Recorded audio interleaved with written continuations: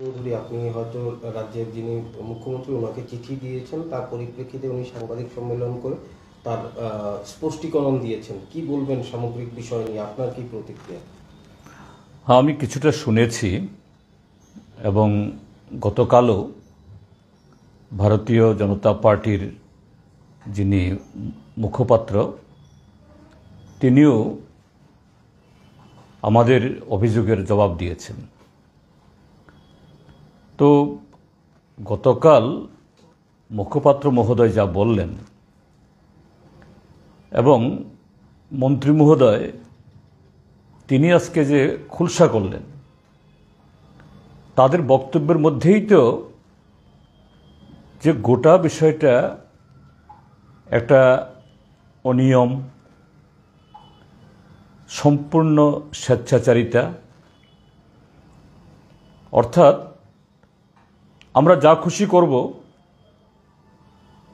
যে রাজ্যের বা দেশের আইন কানুন যাই থাক, আমাদের সাথে যদি কেউ কথা বলে, আমাদের সাথে যদি কেউ ভালো সম্পর্ক রাখে, তিনি যেই হন, বা যাদের এই অর্থ বিনিয়োগ হচ্ছে সে অর্থ বিদেশ থেকে আসুক বা যে কোনো ধরনের উৎস থেকে আসুক, যদি আমরা সন্তুষ্ট হই তাহলে তার প্রশ্ন কেউ উঠাতে পারবে না। আমাদের মূল বক্তব্যটা কি? আমাদের মূল বক্তব্য, রাজ্যে বেসরকারি কোনো শিক্ষা প্রতিষ্ঠান বা কোনো শিল্পোদ্যোগ এটা এখানে না হোক, আমরা কখনো এটা বলিনি। আমাদের সরকারের সময়তেও আমরা, যেহেতু সরকারের সমস্ত ক্ষেত্রেতে বিশ্ববিদ্যালয় বা মেডিকেল কলেজ বিশেষ করে শিল্প কারখানা করা সম্ভব না, কাজেই প্রাইভেট ইনভেস্টমেন্ট হোক, কিন্তু সেই ইনভেস্টমেন্ট আসতে হবে স্বচ্ছতার ভিত্তিতে এবং এই রাজ্যের জনগণের গোচরে, মানে সমস্ত কিছু স্বচ্ছভাবে তার গোচরে নিয়ে আসে। আর সেটা যদি শিক্ষা প্রতিষ্ঠান হয়, সে শিক্ষা প্রতিষ্ঠান তার আরও বেশি করে তার স্বচ্ছতা থাকতে হবে, কারণ এর সাথে আগামী প্রজন্মের ভবিষ্যৎ। আর এটা যদি মেডিকেল কলেজ হয় বা হাসপাতাল হয়, জনস্বাস্থ্য সম্পর্কিত, এখানে যে সংস্থার বিরুদ্ধে এই কথাটা উঠেছে, যে স্বাধীন ট্রাস্ট, তার পেছনে কারা? তৃণমূল কংগ্রেসের একজন নেতা, যিনি সিবিআই, ইডি, ইনকাম ট্যাক্স তাদের হাতে ধরা পড়ে এবং অসংখ্য এরকম অনিয়ম ইত্যাদি এগুলো উঠে আসার পর তিনি এখন বিচারাধীন। হ্যাঁ, এখনও শাস্তি হয়নি ঠিক, কিন্তু তিনি গুরুতর সেই অভিযোগে অভিযুক্ত। এবং যে ব্যক্তির হাত ধরে অনুব্রত মণ্ডল এখানে আসেননি, এখানে এখানকার আগব বলদের সাথে যাদের যোগাযোগ, মলয়পীঠ, আমি কথাগুলো লিখিনি, কিন্তু আজকে একটা পত্রিকা আরও খোলসা করে আরও বড় করে লিখেছেন। তাকেও ইডি, সিবিআই, ইনকাম ট্যাক্স বেশ কয়েকবার জেরা করেছে এবং তাদের সম্পর্কে বলা হচ্ছে তারও জেলে যেতে হতে পারে। এবং এই অভিযোগ কে করেছেন? পশ্চিম বাংলায় ভারতীয় জনতা পার্টির পশ্চিমবাংলা বিধানসভার যিনি বিরোধী দল নেতা শুভেন্দু অধিকারী। তো ভারতীয় জনতা পার্টির কাছে পশ্চিমবাংলায় সেখানে দুর্নীতিবাজ, সেখানে অভিযুক্ত, সেখানে নানা ধরনের অবৈধ কাজের সাথে লিপ্ত হলেও না, এখানে যদি একই পার্টির পরিচালিত সরকার এবং তাদের এই নেতা নেতৃত্বের সাথে যদি ভালো সুসম্পর্ক থাকে তাহলে এখানে এটা অন্যায় নয়। কি ধরনের, এটা তো এক ধরনের মানে স্বেচ্ছাচারিতা। আমরা যা খুশি করব, যা খুশি বলবো, আমাদের মানে দিকে কেউ আঙুল তুলতে পারবে না। তারপর গতকাল বিজেপির মুখপাত্র বলছেন যে না, এই সংস্থাকে রাজ্য সরকার কিছুই সহায়তা করছে না। তো কিছুই সহায়তা না করলে আইজিএম হসপিটাল তার ফেসিলিটিস ব্যবহার করার জন্য সরকার কিভাবে দিয়ে দেয়? মন্ত্রী মহোদয় আজকে বলছেন হ্যাঁ, কাগজপত্র হয়নি, আইনগত পরামর্শ চলছে, দিল্লি থেকে উপযুক্ত কর্তৃপক্ষ তারা পরিদর্শন করছে। তো এগুলো তো সমস্ত পরীক্ষা নিরীক্ষা শেষ হওয়ার পর তারপরে সেই ফেসিলিটি ব্যবহার করার জন্য অনুমোদন দেওয়া হবে। কিন্তু অনুমোদন দেওয়ার আগে কি করে সেই সংস্থা আজকে তো সাইনবোর্ড লাগিয়েছে কি রাজ্যের সম্পদ, জনগণের সম্পদ, এটা কি কোনো রাজনৈতিক দলের ব্যক্তিগত সম্পদ, কোনো মন্ত্রীর ব্যক্তিগত সম্পদ? কি ভাবছে ওরা? ওরা ভাবছে যেহেতু আমরা মন্ত্রী, আমরা শাসক দল, এই রাজ্যের হাসপাতাল, এই রাজ্যের যে এই মাটি, এই রাজ্যের কলেজ, সব কিছুর মালিক আমরা। আসল কথাটা হলো কি, এর পেছনে গুরুতর রহস্যজনক এমন কতগুলো ঘটনা ঘটছে, সময়ে সব কিছু উদ্ঘাটিত হবে, একটু গোপন থাকবে না। কাজেই এগুলোকে আড়াল করার জন্য তাদেরকে আজকে ওই 7, 5, 13 এসব বলতে হচ্ছে। রাজ্যের জনগণ দেখছে, সারা দেশ দেখছে। এবং যে গতকাল যখন আমরা অভিযোগটা উত্থাপিত করলাম, অনেক ন্যাশনাল মিডিয়াতে এগুলো প্রচারিত হয়েছে, সবাই বলছে না আরে কি করে এই সংস্থা ত্রিপুরাজ্যে পৌঁছে গেল? এই হলো যে সরকার বা শাসক দল যখন একটা অনিয়ম করে লেজে গোবরে হয়ে যায়, তখন পার্টি অফিস থেকে একরকম বলে, মহাকরণ থেকে আরেকরকম বলে, অর্থাৎ আমাদের জন্য কোনো আইন কানুন নেই, আমরা যা বলি সেটাই আইন। এটা চলবে না।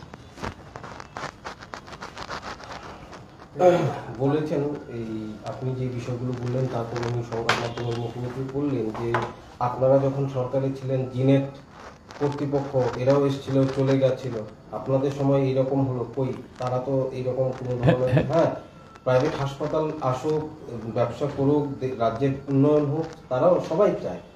আর আইজিএম এর কথাটা যেটা উল্লেখ করলেন সেটা হচ্ছে প্র্যাকটিক্যাল ক্লাস হয়, প্র্যাকটিক্যাল ক্লাস যে কোনো হাসপাতালেই হয় এবং সেটা তাও 1-4 দিন হয়।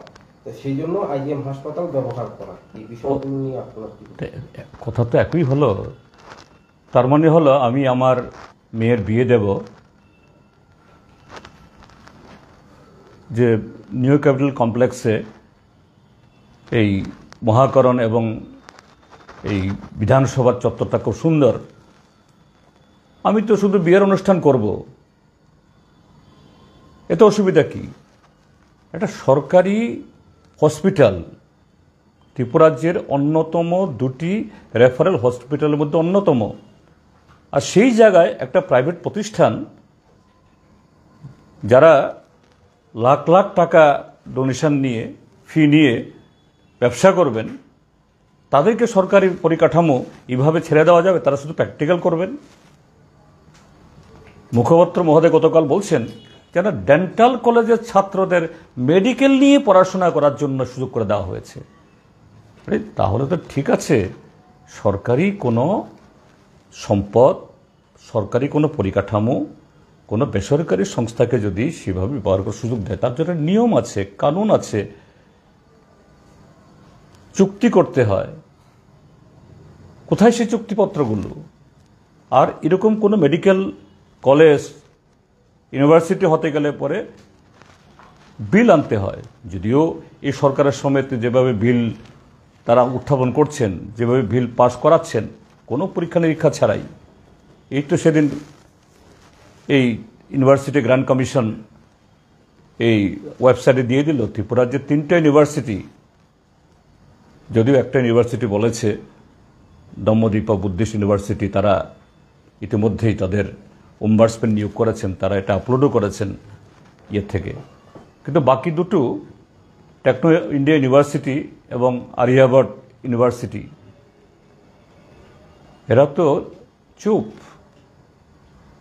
ইউজিসি বলছে যে ত্রিপুরার যে এরকম 3টা ইউনিভার্সিটি তারা যে ধরনের যে স্ট্যাটুটরি স্টেপস নেওয়া দরকার এগুলো করেনি, কিন্তু এরা কোনো বিল্ডিং তৈরি না করে, সেরকম কোনো পরিকাঠামো তৈরি না করে, ফ্যাকাল্টি নিয়োগ না করে ইতিমধ্যেই যে পিএইচডি, তারপরে পোস্ট গ্রাজুয়েট, আন্ডার গ্রাজুয়েট এবং নানা সাবজেক্টের অ্যাডমিশন শুরু করে দিয়েছেন, লাখ লাখ টাকা তুলছেন। তো তাহলে সরকারের আর কাজ কি? সব বেসরকারি প্রতিষ্ঠানে দিয়ে দেওয়া হোক। তো এটা এই শান্তিনিকেতন মেডিকেল কলেজের ক্ষেত্রেতে আরও মারাত্মক। এটার ত্রিপুরা বিধানসভা এটা নিয়ে কোনো বিলই আসেনি, কোনো চুক্তি হয়নি। তারা কিছু লোকের সাথে, কিছু কর্তা ব্যক্তিদের সাথে গোপনে দেখা সাক্ষাৎ করেছেন, এটাই চুক্তি? আমি আবারও বলছি, ত্রিপুরা রাজ্যের সরকারি হসপিটাল এবং অন্যান্য প্রতিষ্ঠান কোনো রাজনৈতিক দলের পৈতৃক সম্পত্তি নয়, মন্ত্রীদের পৈতৃক সম্পত্তি নয়, এটা জনগণের সম্পত্তি। এটা ব্যবহার করতে গেলে পরে সেই নিয়মকানুন পালন করতে হয়। এটা যদি না হয় এটা চূড়ান্ত অনিয়ম, এটা দুর্নীতি। আর বড় গলায় মন্ত্রী মহোদয়রা বলে যাচ্ছেন অবলীলায়। কোথায় যাচ্ছে রাজ্যটা, কোথায় যাচ্ছে দেশটা? সর্বক্ষেত্রে গোটালা, সর্বক্ষেত্রে একটা এই স্ক্যাম। এবং এইভাবেই তো এই যে নিট, নেট, সারা দেশের মধ্যে প্রাইভেট কলেজ, প্রাইভেট ইউনিভার্সিটি, সেই যোগসূত্র ধরেই তো এই যে বৃহত্তম কেলেঙ্কারি হচ্ছে। লক্ষ লক্ষ লক্ষ কেন, প্রায় কোটির কাছে ছেলে মেয়ে, কোটির কাছাকাছি ছেলে মেয়ে আজকে তাদের ভবিষ্যৎ প্রায় অন্ধকার দিকে ঠেলে দিচ্ছে, অনিশ্চয়তা ঠেলে দিচ্ছে। এরপরও মন্ত্রীরা বড় গলায় কথা বলছে, এদের মোটেই লজ্জা হয় না?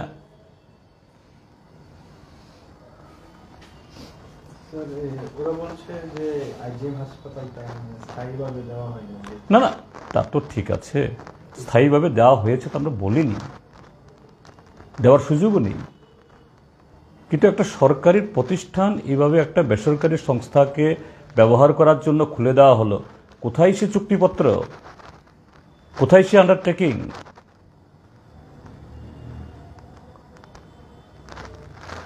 এটা কি ব্যক্তিগত সম্পত্তি?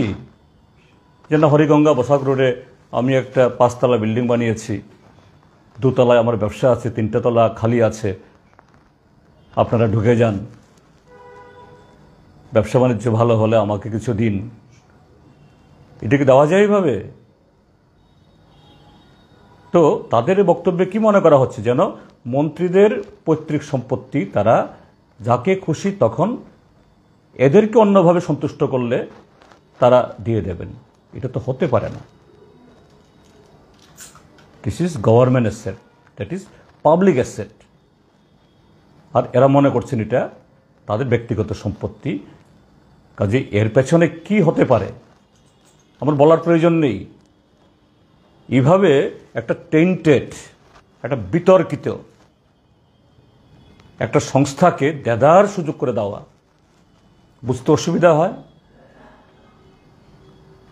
কি মন্ত্র কাজ করছে, কি মলম কাজ করছে। তো এই হলো ঘটনা। বিষয়টা স্যার উনি যদি বললেন মন্ত্রী, উনি বলেছেন যে এইভাবেই তো মুখে বললেই তো হচ্ছে না, কারণ তাদের সাথে দিল্লি থেকে যে মেডিকেল টিম আসবে পর্যবেক্ষণ করতে, ফাইনাল হলেই তো ওদের সাথে ফাইনাল হওয়ার পর তারপরে তারা ঢুকবে। এবং মৌ স্বাক্ষর হবে, এদেরকে নাকি 2 কোটি টাকা সিকিউরিটি মানি দেওয়া হবে, এই বিষয়গুলো উল্লেখ করেছেন। আমি তো সেই কথাটাই বলছি ভাই, আমি তো সেই কথাটাই বলছি। যদি তিনি বলে থাকেন মন্ত্রী মহোদয় যে দিল্লি থেকে কলকাতা থেকে যে ডেজিগনেটেড টিম আসবে, পরীক্ষা করবে, সরকারি আইন অনুযায়ী চুক্তি হবে, ত্রিপুরা বিধানসভায় আইন তৈরি হবে, তারপর গিয়ে এই ফ্যাসিলিটিসগুলো ইউটিলাইজ করার কথা। কিন্তু এগুলো কিছুই না করে শুধু আমাকে সন্তুষ্ট করুন আপনারা, তারপরে যা খুশি করুন, এরপরে গিয়ে করব, এটা তো হয় না। আমি আবারও বলছি, এটা ব্যক্তিগত সম্পত্তি না, পৈতৃক সম্পত্তি না, এটা জনগণের সম্পত্তি, পাবলিক প্রপার্টি। কোনো মন্ত্রী বা কোনো আমলা এইভাবে এটাকে ব্যবহার করতে পারে না। কিন্তু ত্রিপুরা রাজ্যের মধ্যে ভারতীয় জনতা পার্টি, এই সরকার একেবারে ছোট মানে সাধারণ প্রতিষ্ঠান থেকে শুরু করে আজকে কলেজ, মেডিকেল কলেজ, ইউনিভার্সিটি, আরও এরকম অনেক ফ্যাসিলিটিস, এগুলাকে যেভাবে তারা ব্যবহার করছে, এটা ত্রিপুরা রাজ্যের আগামী দিনের যে নতুন প্রজন্মদের ভবিষ্যৎ এবং জনস্বাস্থ্য, এটা প্রচণ্ড হুমকির সামনে উপস্থিত হবে। স্যার, আপনি বলেছিলেন যে মেয়রের যে বিষয়টা, সংবিধান পদে থেকে উনি কিভাবে শপথ গ্রহণ করলেন, উনি ঘটনাটা আপনি আজকে মন্ত্রী বাহাদুর বললেন, পুরো বিষয়টা আপনি হয়তো শুনেছেন, যে আপনিও জানেন নাকি একজন মেয়র পদে অ্যাজ এ মিউনিসিপ্যাল কর্পোরেট কি দায়িত্ব করতে পারে, 2টি পদে নাকি থাকতেই পারে। তো আপনি এই বিষয়টা নিয়ে কি বলবেন? আমি এখানে মিউনিসিপ্যাল আইনে কি আছে এটা বলিনি। আমার বক্তব্য ছিল যে ত্রিপুরা বিধানসভার একটা বিধি আছে, যদি অন্য যে কোনো প্রতিষ্ঠানে নির্বাচিত হবার পর ত্রিপুরা বিধানসভায়ও সেখানে সদস্য হওয়া যায়, তাহলে অনিমেষ দেববর্মা এডিসির deputy principal deputy chief executive member ছিলেন, তাকে পদত্যাগ করতে হতো না। ওইখানে তো এডিসির আইনে কোনো এরকম লেখা নেই। চিত্ত দেববর্মাও এডিসিতে এক্সিকিউটিভ মেম্বার ছিলেন, তাকেও পদত্যাগ করতে হতো না। তারপর আমাদের বর্তমান বিধায়ক শাসক দলের মধ্যে কেউ কেউ এর আগে ত্রিস্তর পঞ্চায়েতের সদস্য ছিলেন, এমএলএ নির্বাচিত হওয়ার আগে, সেখান থেকে পদত্যাগ করতে হতো না। এটা সেই সংস্থার আইনের কথা বলছি না, আমি বলছি বিধানসভা। এই যে বিপ্লব কুমার দেব, তিনি রাজ্যসভার সদস্য ছিলেন, তো লোকসভাতে শপথ গ্রহণ করার আগে সেখান থেকে পদত্যাগ করতে হয়েছে। ত্রিপুরা বিধানসভার এমএলএ হিসাবে পদত্যাগ করেই তারপর রাজ্যসভার শপথ দিতে হয়েছিল। তো এগুলো কি সব লেখা থাকে এরকম? দেশে একেবারে খুঁটিনাটি সব কিছুতে নেই, এটা একটা কনভেনশনের মধ্যে চলে। হ্যাঁ, পশ্চিমবাংলাতে আমি সেদিন বলতে গিয়ে এটাও বলেছি, পশ্চিমবাংলাতে ফিরহাদ হাকিম, তার আগে সুব্রত মুখার্জি, কলকাতার মেয়র, একই সাথে মন্ত্রী, কলকাতার মেয়র একই সাথে বিধায়ক ছিলেন। সেখানে পশ্চিমবাংলার বিধানসভার যে বিধি এবং বেঙ্গল মিউনিসিপ্যাল অ্যাক্টে সেখানে সেই অ্যামেন্ডমেন্ট আছে, আমাদের এখানে নেই। যদি তাই হতো, এটা সিম্পল, শপথ গ্রহণের আগে একটা অর্ডিন্যান্স করে নিতে পারতেন, এরপরে বিধানসভা অধিবেশন আসলে সে অর্ডিন্যান্সকে আইনে রূপান্তরিত করতে পারতেন। এটা না করেই, তার মানে কি এখানেও একই ধরনের যে কাজ করেছে, অর্থাৎ মাইট ইজ রাইট, না আমরা যা ভাববো তাই হবে। তাহলে তো মানে দেশে পঞ্চায়েতে হয়ে তিনি এমএলএ হতে পারেন, এমএলএ হয়ে তিনি মেয়র হতে পারেন, এমপিও হতে পারেন। তো এগুলি এইভাবে সবটা আইনে লেখা থাকে না। আমি কনভেনশনের কথা বলছি, এবং কোনো কোনো ক্ষেত্রে এটা তার যে অ্যাক্ট এবং রুলস এটাও অ্যাপ্লাই করে। কাজে এই ক্ষেত্রেতে যে এটা খুব সহজ ছিল, এটার আগে জাস্ট একটা অর্ডিন্যান্স জারি করলেই হতো, এটা নিয়ে কোনো প্রশ্ন তোলার মানে বিষয় থাকতো না। এটাই হলো আমার বক্তব্য। আমার একটা প্রশ্ন ছিল, ওরা বলেছে যেটা আপনাদের আমলে নাকি জিনেট পালিয়ে গেছে, সেই বিষয় নিয়ে কি? হ্যাঁ, তাই আমাদের আমলে জিনেট এসছে, এরকম চুপি চাপি আসেনি। তখন ত্রিপুরাজ্যের মধ্যে মেডিকেল কলেজ ছিল না। ত্রিপুরাজ্যের মানুষের আকাঙ্ক্ষা মেডিকেল কলেজ হোক, যেহেতু কেন্দ্রীয় সরকার মেডিকেল কলেজ দিচ্ছে না, তো সেই কারণে তারা আগ্রহ প্রকাশ করেছে। তাদের সাথে প্রপার চুক্তি করে এই তারপরে গিয়ে এরা কলেজ খুলেছে। হ্যাঁ, তারপরে কলেজ এরা শর্ত মানেনি, চলে গেছে, এদের বিরুদ্ধে কেসও হয়েছে। কিন্তু এই প্রশ্ন কেউ তুলতে পারেনি যে না, জিনেটের সাথে এরকম সরকারি কোনো চুক্তিপত্র আইন কানুন না হওয়ার আগেই এদেরকে জায়গা দিয়ে দেওয়া হয়েছে, এদেরকে এরকম প্রপার্টি দিয়ে দেওয়া হয়েছে, তা নয়। এবং জিনেট যখন এভাবে মাঝপথে চলে গেল, তার বিরুদ্ধে আইনানুগ ব্যবস্থা গ্রহণ করা হয়েছে। আমাদের আমলে হয়েছে, আমরা তো অস্বীকার করছি না। কিন্তু সেই সময় তো এরকম প্রাইভেট কোনো এন্টিটি এসছে বলে এখন আমি এরকম একটা টেন্টেড জিনেটের সম্পর্কে, জিনেট আসার আগে এরকম কোনো ঘটনা ছিল না। আর এখন শান্তিনিকেতন বা স্বাধীন ট্রাস্ট সম্পর্কে মামলা চলছে, সিবিআই এদের পেছনে লেগেছে, ইনকাম ট্যাক্স লেগেছে, এর মাথা জেলে। আর এই দলের, এই বিজেপি দলের নেতা, লিডার অফ অপোজিশন, তিনি কেন্দ্রীয় সরকার চিঠি লিখেছেন। তাহলে পশ্চিমবাংলার বিজেপি একরকম, ত্রিপুরা বিজেপি আরেক রকম। ওইখানে যেটা রাত, এখানে এটা দিন হতে পারে এগুলো? কাজে এর জবাব দিক তারা জনগণের সামনে।